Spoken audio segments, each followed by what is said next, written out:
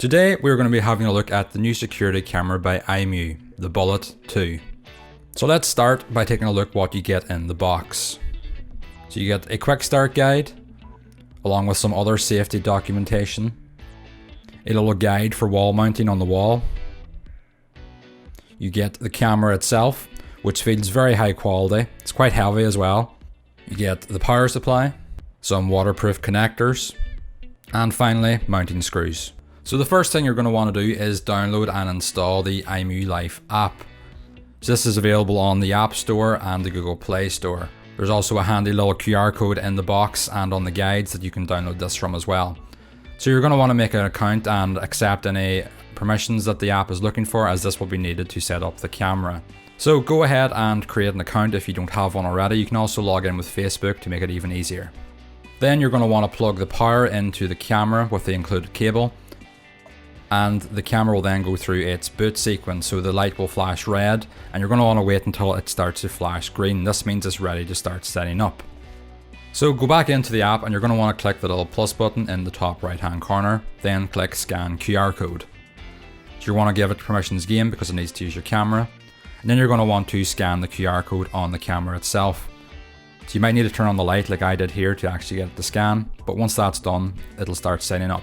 So you're going to want to click next, and then you want to double check that the camera is flashing green, and you can go ahead and click next again. Now the app is going to search for the device and actually connect to its own internal Wi-Fi to be able to set up. So go ahead and click connect when it finds the device. Now you'll be asked to choose the Wi-Fi you want to connect the camera to. Just make sure this is a 2.4 GHz signal, as this is all the camera will work with. It will not connect to 5 GHz. So go ahead and enter your Wi-Fi password and click next. The device will then begin setting up and connecting to the Wi-Fi. This can take a few minutes, so just be patient and let it sit and do it. So once it's connected successfully, you'll see a screen like this. So you can name the device if you desire, and then just click done.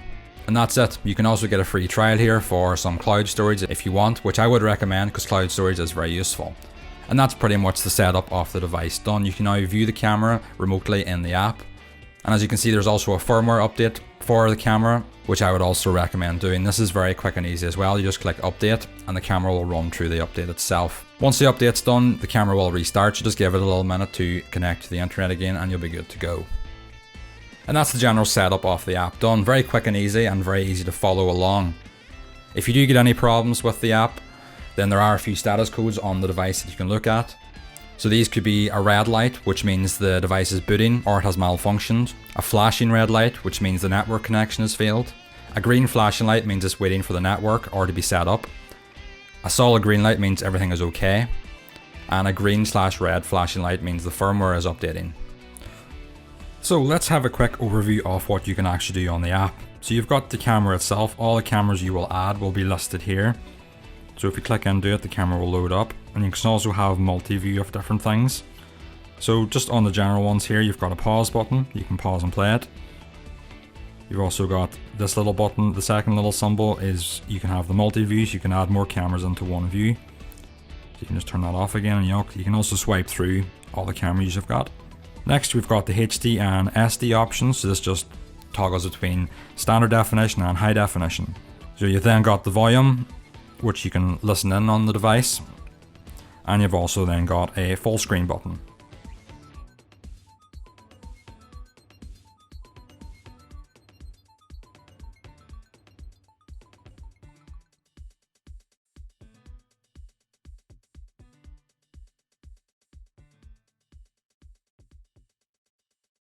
Below that is then snapshot, which you can take a picture with, and that just saves to your local files. You can then speak into the camera, which the camera has a built-in microphone, so you could have two-way communication with someone on the other side.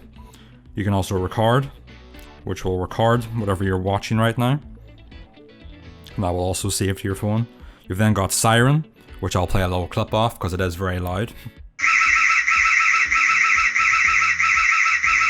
And you've also got spotlight, which turns on a spotlight on the camera.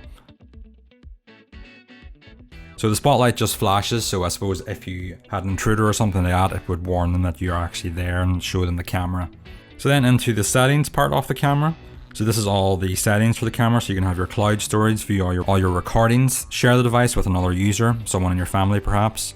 A list of the features, which just gives you a general overview of the camera and what it can do.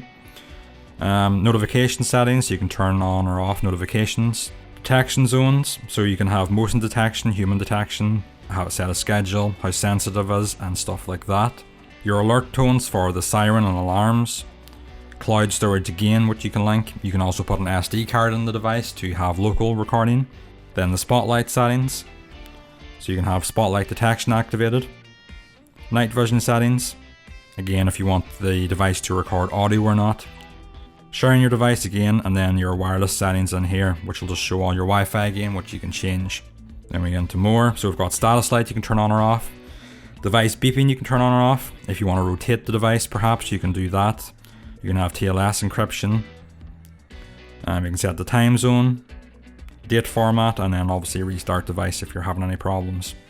And then at the bottom again, you can delete device if you need to. So guys, that's it for this setup video and tutorial of the iMU Bullet 2 camera. So it really is an easy device to set up that's packed full of really good features at a low cost. So if you guys would like to check it out, there will be a link in the description. And if you do happen to pick the camera up and you do need any assistance or help, please do drop a comment below, or I'll also put a link to the iMU support service in the description as well. So I hope you guys really enjoyed the video. Leave a like and a comment if you did. Hit the subscribe button if you're new around here, and I'll see you all in the next one.